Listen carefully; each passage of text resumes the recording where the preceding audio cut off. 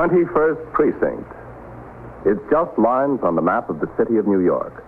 Most of the 173,000 people wedged into the 9/10 of a square mile between Fifth Avenue and the East River wouldn't know if you asked them that they lived or worked in the 21st.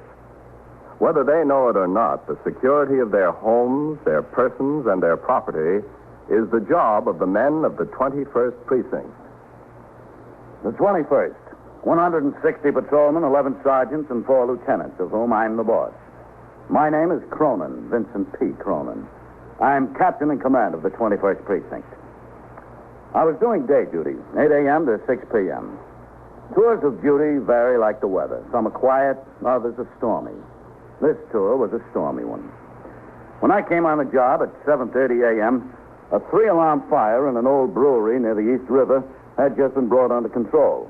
2 city firemen had been overcome and taken to Metropolitan Hospital.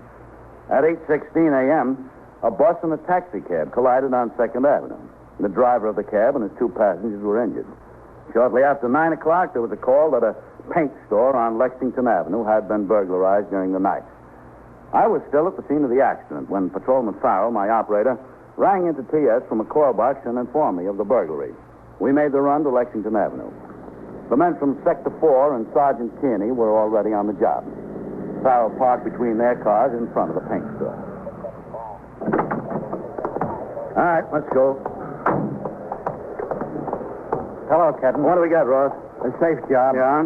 They hauled it away. They just rolled it out the front door, carried it away. All right. Don't touch the door, Captain. That's the way they got in and out. Okay. Sergeant Jenny says the detectives might want to try it for fingerprints. All right, stay on the job here. Keep the sidewalk clear. Yes, sir. What time do you usually open the store, Mr. Ristolis? Same time, 9 o'clock. 9 o'clock every day. Hello, Sergeant. Captain. Mr. Ristolis, this is Captain Cronin. How do you do? Some mess to come to work to. Some mess, huh? Mr. Ristolis is the proprietor, Captain. Mr. Peter Ristolis. He opened up this morning and found the place had been burglarized during the night. The whole safe picked up. The whole safe. You'd think the safe would be safe. The whole thing. Did you notify the detective, Sergeant? Yes, sir. I rang in as soon as I saw what it was. And Sally was catching. He notified the safe and law squad, and he's on his way over here himself. Oh, where was this safe, Mr. Ristolis? Right back there, Captain. Right back there in plain view with a light on it. I always make it a practice to leave a light on it. Right here, in between brushes and wallpaper. Oh, what kind of a safe was it, Mr. Ristolis? A black one. I mean, do you know the name of the manufacturer and the style number? Oh, well, to tell you the truth, no. Now, when did you buy it? Well, let's see. I had it when I removed to this location. I had it about a year then. I've been here 9 years, so I got the safe about 10. It's important the detectives have a description of the safe. Don't you have the manufacturer's name, the model number written down someplace? Well, yes, tell you the truth, I think I do. I think I got the original invoice from when I bought it. Oh, good. That's all we need. Where is the invoice? In the safe. That figures. How was the entry made, Sergeant? Street door was Jimmy's. Neat job, Captain. They got a bar in between the door and the frame and just snapped off the latch. Yeah? And when I walked up to the door, I could see something was screwy. I touched it and it opened. The lock was broken off. Listen, I got my insurance policies in the safe, too. How does that make me stand on the insurance? Boy, you don't need your policies. Just get in touch with your broker. Do you have any cash in the safe? Oh, yeah, sure. That's why I keep the safe, principally. How much? Oh, $600-700. Your receipts from yesterday? Well, most of it, $400 or $450 is the receipts yesterday. The rest is extra cash. I just keep it on. Huh? What? Well, to tell you the truth, Captain, it's a couple of $100 I had. I didn't want my wife to know about. You know, mad money. Uh-huh. She knows everything I'm doing and how much I got in the bank to the last nickel. You see, I'm the president, and she's the secretary-treasurer of this little corporation we got, Ristolis Painting Corporation. And she takes her job serious. I figure I'm entitled to a couple of $100 she don't know about. What is it, $600 or $700? Well, between, I don't know. I'd have to figure the register and so forth. What else did you have in there, Mr. Stoller? Oh, a couple of dollars in stamps. Oh, for crying out loud, my war bonds. My war bonds was in No, there. you won't lose anything there. You have a record of the serial numbers, don't you? Yeah, also in the safe. You sure had a lot of faith in that safe, Mr. Stoller. Well, who'd have thought, you know? Listen, the government will make good on those war bonds, won't they? That's my hard-earned money in those bonds. What happened? You better get in touch with the Treasury Department as soon as you can, Mr. Stoller. Oh, yeah, that's a good idea. Anything else in there, Mr. Ristolis? Oh, my accounts receivable. Listen, how much chance is there of getting them back? I mean, the bonds and the accounts receivable. I don't care about the cash. You know, this could develop into an expensive proposition.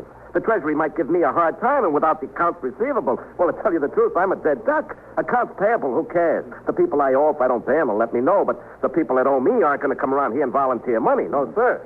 You think I can get it back, the contents, besides the cash, I mean? You probably will, Mr. Stolas. All they want's the cash. Ledgers and war bonds won't do them any good. Oh, that's good news, if only it comes true. Oh, what'd they do, Sergeant? Roll it along here? Yes, sir. You can see the track. Right down here and out the door. Must have had a pickup truck or a car waiting. A car? Oh, they couldn't get that safe into a car. You know how big it is? Well, it comes up to here. I'm up to here. There must have been 9 guys to move it. Look, I haven't had it out of that corner for 2 years. It was so heavy. Look at the dust back there. You all alone in the store, Mr. Stolas? No, that's right, all alone, except on Saturdays. My wife comes down to give me a hand and work on the book. She's got a job down in Wall Street. On Saturdays, she comes to help me out. And you've always been alone in the store? Well, yeah, for the last 3 or 4 years. I used to have help, but it got more than the traffic could bear. I couldn't keep them, and I always had their problems, plus my own. I figured it didn't pay. 12 guys there must have been to roll that safe out of here. Believe me, it was this big. It was this big and heavy. Now, who could that be on the phone? It's a fine time. You better call. answer, Mr. Stolas. It's a fine time for business as usual. Some deal, huh, Captain? Yeah, some deal. Had to roll the safe out, cross the sidewalk, up onto a truck. Where was the patrolman on post? Beats me, Captain. What's all the same? What time do you think they broke in, Sergeant? He closes the store at 6 o'clock. He didn't open up until 9 this morning. Could have been any time in between. Yeah. Sergeant, give me the names of the 2 men who were on post here for the night tour and for the late tour. Yes, sir. I want to know why they didn't see this burglary in progress, or at least discover that the door was Jimmy's. Hey, listen, Captain, that telephone's for you. For me? Yeah, I answered it, and somebody says, who's the cop in charge there? It was a dame, some dame. I said, there's a captain here. She said, let me talk to the captain. All right, where's the... It's back there on the counter, right next to the cash register. Okay. You don't need all those men here, Sergeant. Get some of them back on patrol. Yes, sir. All right, you may get back on your regular job. All right. Captain Cronin. Are you in charge of the cops there? Who is it? Now, this is not important now, Captain. Oh, it's important if you want to talk to me. Well, look, if you really want to know who it is, I'm the guy who's got the safe from there. Oh, that's so. Yeah, that's so. I want to make you a little proposition. Well, I don't know whether I want to talk about a proposition with you. Well, whatever we talk about, let's make it fast. I don't want to give you a chance to find out where I'm calling from. All right. I'll make it fast. What do you want? I want the combination. You don't want much, do you? Look, we've been trying to get into that thing all night. We've been trying to rip it. We've been using a torch on it. All we want's the dough, that's all. Well, that's very nice of you. The deal is you give us the combination. I know he's got a lot of other stuff in there he wants besides the money, but that's all I want, the money. What's your proposition? Give us the combination. We'll leave the stuff where it can be picked up without getting hurt. We'll leave the whole safe. And if you don't get it? If we don't get it, the safe winds up the bottom of the river. And Ristolis never sees anything else he's got in there. Now, that's fair, isn't it? How fair can you get? All right, hold the phone a minute. Now, talk it over with Mr. No, Ristolis. I don't hold any phone. I'll call you back. Captain who? Captain Cronin, 21st Precinct. All right, I'll call you back there. Hello? Hello? What's the trouble, Captain? Well, that was the burglar. The burglar? Did you say it was the burglar on the phone? Well, that's who he said it was. What does he want? A combination to the safe. The what? Who does he think he is? He can't get it open. He said if he gets the combination, you'll recover everything else in the safe except the money. All he wants is the money. If he doesn't get it, he says, the whole thing goes to the bottom of the river. You mean I could get my accounts receivable and my war bonds back? That's what he said. Well, who cares about the money? I'm covered by insurance for that. I'll go along with him. I'm inclined to do that. Well, I don't know whether I will, Mr. Ristolis. Now, look, whose stuff is it? I've got a lot to lose.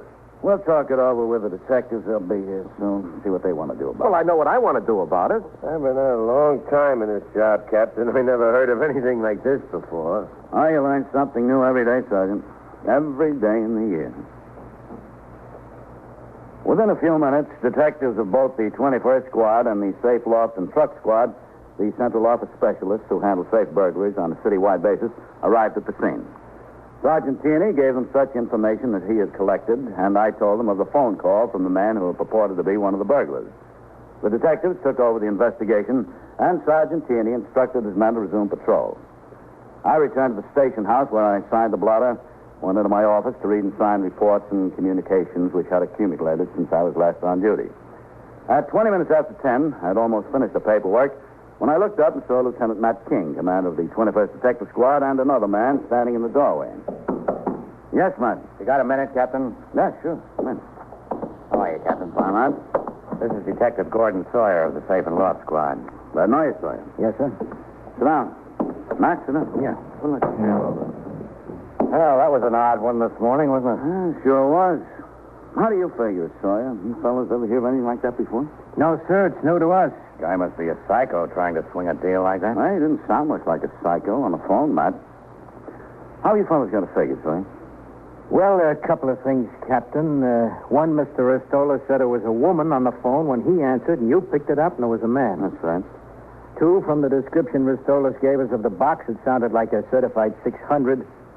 Now, a safe man who really knows his business wouldn't find much trouble getting into a box like that. He'd try ripping it, and if that didn't work, he'd use a cutting torch, get inside of it that way, especially since they carried it off and can work on it at their leisure.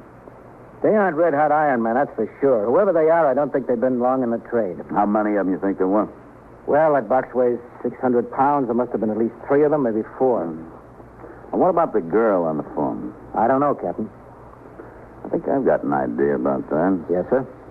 If this burglar is going to put the proposition to someone, who'd be the logical person? Not the policeman on the job. A logical one would have been Ristolas. I don't think he wanted to talk to Ristolas. That's why he had the girl put in the call. You mean you think Ristolas might have recognized his voice? Yeah, might have. Yes, sir, that's a good possibility. But why the girl? There must have been at least 2 other men in the deal. Why the girl? I don't know. Maybe his friends didn't think it was a good idea. Maybe they gave up on the deal when they couldn't get the box open. No, any number of reasons. Sawyer, let's check out some of the people Ristolas knows. Okay, Lieutenant. He said he used to have help in the store, but not anymore. How about his former employees? Yes, sir, there might be something there. You going to be around here all day, Captain? Well, I was going out on patrol again this afternoon. That's about all. Why? Well, we figured this bum might call back here to see if the deal will go through. And if he does, we've got the switchboard here. One of us will be right out there. We'll keep one line open to the telephone company to get the location of the phone he's calling from. As soon as we can get the location, we'll have a car go right over there. He won't stay on the phone long. He wouldn't this morning. He knows we're looking for his call. Well, he's got to stay on long enough for you to give him the combination. And you want to go along with him? Well, part way. We'll give him a phony combination. That might give us a chance to get to him. If you take long enough to tell it to him, Captain. I'll take long enough. So we'll be out at the board and start to work on every call that comes through to you, Captain, if that's all right. Yeah, it's all right. If you'll just take a few seconds longer to get to the phone than you normally do, we might have a chance. If he calls again. Well, he's got the safe, and we've got the combination. If he had the nerve to carry that safe out across the sidewalk, he's certainly got nerve enough to make another telephone call. You are listening to 21st Precinct, a factual account of the way police work in the world's largest city. This year, there's something brand new in campaign news coverage, an innovation by CBS News, which is always on the lookout for new ways to illuminate and enlarge its news reporting. It's the CBS News Campaign Cavalcade, a 12-man unit of top CBS newsmen which will be touring America in 2 specially designed and equipped station wagons, heading always for on-the-spot coverage wherever political news is breaking. Perhaps the cavalcade has already visited your locality. Perhaps it's on its way right now to cover the political situation there, not only from the candidate's point of view, but yours. Be on the lookout for it, for the CBS News Campaign Cavalcade is on its way. And now back to Captain Cronin and the 21st Precinct. I remained at the station house for the balance of the morning. Detective Sawyer of the Safe and Loft Squad posted himself next to the telephone switchboard, ready to use another line to trace any subsequent call from the safe burglar. He got head starts on 2 callers who had asked for me, but both of them turned out to be ordinary police business. At 11 o'clock, Patrolman White, who had worked the 12 to 8 tour on the post where the safe burglary occurred, came into the precinct house and stopped to talk to the desk officer. About the same time, I finished my paperwork and started out of the office into the muster room. I saw Patrolman White and asked him to come into my office. What are you doing back in the house, White? Weren't you off at 8 o'clock this morning? Yes, sir, but I had to go to court on an old case, and I left something here I wanted to pick up. Come on inside. Yes, sir. You were assigned to post number 6 from midnight to 8 a.m., is that right? Yes, sir, that's right. You familiar with the paint store on Lexington Avenue run by Mr. Peter Ristolas? Yeah, that's on post number 6, Captain. Did you have occasion to notice anything unusual at the paint store during your tour of duty? No, sir. Did you try the front door at all during your tour? Well, I did on my first time around. You saw nothing unusual during the balance of your tour? No, sir. Did you notice any truck parked on your post near the store? No, sir. White, Sometime during the night, burglars jimmied the front door, got in the store, rolled out a 600-pound safe. They did? I'm telling you they did. Rolled it out the front door, crossed the sidewalk into a truck. Where were you? Well, I didn't see him. I know you didn't see them. I'm trying to find out why. Yes, sir. After your first time around, didn't you try the door again during the course of the tour? No, sir. Well, why not? Can you explain why you didn't? Yes, sir. Well, go ahead, explain. That's what I'm waiting for. Well, a little after 1 o'clock, there was some trouble over in a bar on 3rd Avenue. What kind of trouble? Oh, 2 of the patrons got in a fight, Captain. One of them hit the other over the head with a beer bottle. The man was unconscious, and I had to go to the hospital with him. What time did you get back on post? At 2:23, Captain. Did you start around again? Yes, sir. You try any front doors? Well, I started to, but it was along about that time that the alarm hit for this fire in the old brewery on the river. Yeah.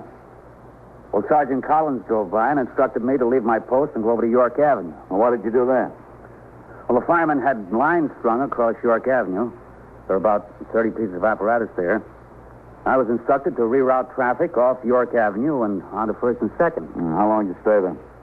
Until I was relieved. What time was that? 20 minutes after 8 o'clock this morning. I came into the station house, changed into my civilian clothes, and I went down to court. That's where I was until I got back here. Okay, Wayne. Go on home. Yes, sir. Thank you, Captain. Bye, Captain. Oh, leave the door open. 21st Precinct, Captain Cronin. This is Sawyer, Captain. There's a call coming through for you. I think it's our boy. All right. If you'll hang up and let it ring 3 or 4 times. Okay.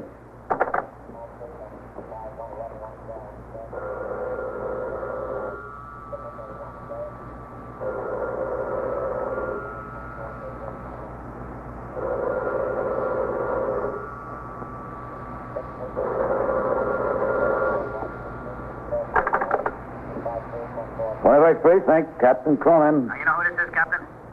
I think so. Well, what about the deal? You ready to go through with it? I think so. Well, what's the combination? Now, wait a minute. Look, first, I want your assurance that you're not going to throw that safe in the river.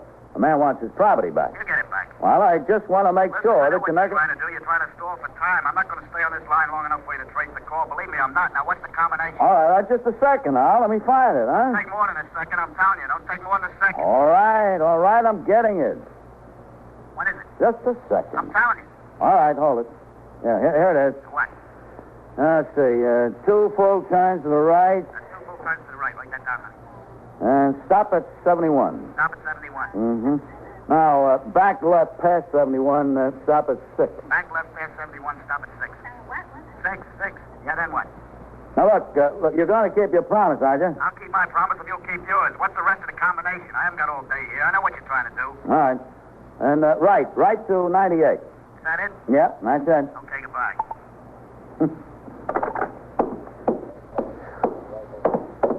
I think we got a chance, Captain. Oh, I couldn't keep him on the phone any longer, Sawyer. He knew what we were up to. We made it. Good. The girl was with him again. Apparently, she was standing right alongside him and taking down the combination as he repeated it. It was from a pay station. No, that figures. A drugstore on Astoria Boulevard. A car from 114th is on the way. Good. Maybe they'll make it. I'll call the squad out there and ask them to take a look, too. Okay. I'll do it from the board. Oh, excuse me, Lieutenant. All right, go ahead. We got the call, Lieutenant. You talk to him, Captain? Yeah, Matt, I gave him the combination. They traced it to a pay station and a drugstore on Astoria Boulevard. Well, he's probably gone by now. Yeah, well, the car's on the way. Sawyer's calling the 114th squad and having them take a look, too. Astoria, huh? That's right. You know something, Captain? I had Vitali and Novak over there talking to that Mr. Ristolis for the better part of the morning. Yeah? We've been going on the possibility that maybe your suggestion is correct. The man didn't want to talk to Ristolis on the phone because he might recognize the voice. They asked him all about his former employees and friends and relatives, anybody that he knew who was familiar with the store or worked there. Did they get anywhere? No place much, but one thing came out. Oh, what's that? Ristola's wife has a brother who's been in a little trouble. Oh, that's so. Yeah, he did one bit for grand larceny. He's been out for 2.5 to 3 years. He hasn't got jammed up since. Ristola said his brother-in-law used to clerk in the store on Saturdays once in a while. No, just to help him out a little bit in a rush. He said he wasn't much account as a clerk, though. He didn't know varnish from enamel. Said he hasn't seen his brother-in-law in about 7 or 8 months. Doesn't think his wife has either. Well, that's nothing in itself. Ristolis would know his brother-in-law's voice over the telephone. Yeah? And his brother-in-law might think that Ristolis is a pretty good mark. Well, it's a possibility, Matt, but I still don't have much. Do you know where he lives, the brother-in-law? Astoria? Yeah, Astoria. Well, I guess you want to talk to him. Yes, sir. I guess we do. In another minute or so, Detective Sawyer came into my office and told me that he had spoken to the acting lieutenant in command of the 114th Squad. 2 detectives from there were en route to the drugstore on Astoria Boulevard to see if they could locate the caller. It was determined that Detective Sawyer, accompanied by Detective Vitale of the 21st Squad, would go to Astoria and talk to the brother-in-law of the victim. The fact that the brother-in-law lived in Astoria and had a criminal record was considered more than a coincidence. After they left my office, I turned my attention to other business of the precinct. At 1 p.m., I went out on patrol and returned in time to turn out the platoon for the night tour at 4. The precinct was calmer than when I came on the job in the morning. The storm had abated. After the men marched out the door, a call came from upstairs that Lieutenant King would like to see me in the detective squad office. I walked through the back door where several of the men who had just come off duty were standing around talking, climbed the rickety stairs to the second floor, and walked into the 21st Squad. Detective Sawyer was sitting on the edge of a desk talking to a small blonde woman. I walked over to him. Well, I was just doing him a favor, that's all I was doing. Sawyer? Oh, hello, Captain. How are you? After all he asked me to do was make a telephone call for him. If a girl can't make a telephone call for a man, well, what's this world coming to? Captain, this is Eleanor Mulhall. How do you do? I'm sure. I didn't have anything to do with breaking into that store. I wasn't anywhere near the place. I didn't know what it was all about. He asked me to do him a favor, that's all, and I did. I didn't know what it was all about. He asked you to write the combination down, too, when he got it from the captain here. You knew what that was all about, didn't you? Well, not exactly. He's not the kind that tells you everything. You got it about wrapped up, Sawyer? Yes, pretty much. Vitaly and I went to this house in Astoria. We found the brother-in-law out there and her. I told you. I was just visiting. That's all I was doing. I was just visiting. We took a look in the garage, and what do you think was there? The safe. Yes, sir, the safe. I didn't know it was in there. I don't look in garages. Why should I look in a garage? I was just visiting him, and he asked me to do him a favor. You can't tell somebody for doing a favor. Well, where's the lieutenant in his office? Yes, sir. I didn't know what it was all about. That's the honest to goodness truth. He asked me to do him a favor. That's all. Captain Cronin. I wasn't anywhere near the place. I just sit him All right. I thought you'd like to meet this man, Captain. You talked to him over the phone, Lee Tangley. What are we waiting for? You got the safe, you got me. Book me and get it over with, will you? I'm tired. Says you were up all last night? Because I was up all last night, yes. That was a very smart thing you did, breaking into your brother-in-law's store, wasn't it? Oh, that was smart enough. The stupid thing was leaving a safe in my garage. I should have found someplace else. You find out who was with him on the deal last night, man? Yes, sir. He told us. Still, I told you. I told you everything. Why should I keep anything back? They walked out on me. You think I want to be in and them out? Not me, brother. I weak and easy. When I go down for the third time, I take everybody with me. Why did you pick on your own brother-in-law? I wanted to keep the money in the family. That was very thoughtful, wasn't it, Captain? Very. We're sending a truck out after the safe, Captain. I'm kind of anxious to see it. Sawyer told me they clawed at it and hacked at it and burned it with a torch, tried to knock the knob off. They couldn't make a dent in it. It must be a pre-war safe. Do they build them like that today? I'll say they don't. Who's got a chance of one of those things? And it's work. You know that's work, to get it out of the store, onto the truck, and out to the garage. Then to have to go to work on it. You know, we worked on that thing from 2:30 this morning till almost 8. We couldn't make a dent in it. Is that when you got the bright idea to call me? Yeah, that's right. I came over to New York, walked down the other side of Lexington Avenue to see what kind of a rumble there was from the deal. When I saw all the cops parked out in front, I went in a candy store and called. Well, who was with you? Just Eleanor? Yeah, that's right, just Eleanor. I had the idea out in the garage, but the other boys thought I was crazy. They wouldn't have any part of it. I said to them, look, I'm not 2 feet away from where all that money is, not 2 feet, and I can't get my hands on it. If you don't want any part in it, get out. I said to myself, I'll do it myself. And they got out. All that work, not a dime out of it. That's what gets me, backbreaking work. Are you going to bring them in here, those boys? I'd like to see the looks in their faces. They take a fall, don't get a dime out of it. I'm laughing. It's a big joke. All right. Come in, Mr. Stoller. Yeah. I'm Lieutenant King. How are you? I'm pleased to know you. Lee, I don't know what to say. Say hello. I'm ashamed of you, Lee. I'm really ashamed of you. My wife's own brother to do such a thing to me. What do you want from me, Pete? I did it. What am I going to do? Say I'm sorry? You would really throw the safe in the river? Your own brother-in-law's accounts receivable and bonds at the bottom of the river? I can understand how you would do it to me, but your own flesh and blood is my wife. Don't knock yourself out, Pete, will you? Why did you do it, Lee? Why didn't you come to me if you needed money? I needed money, but who needed a song and dance along with it? Captain, do you understand it? I don't. A grown man, look at him. In his trade, he can go out and make $25 a day. $25 a day, and he's got to go get himself in trouble like this again. What's the answer? $25 a day. The answer, Mr. Ristola, seems to be that he prefers night work.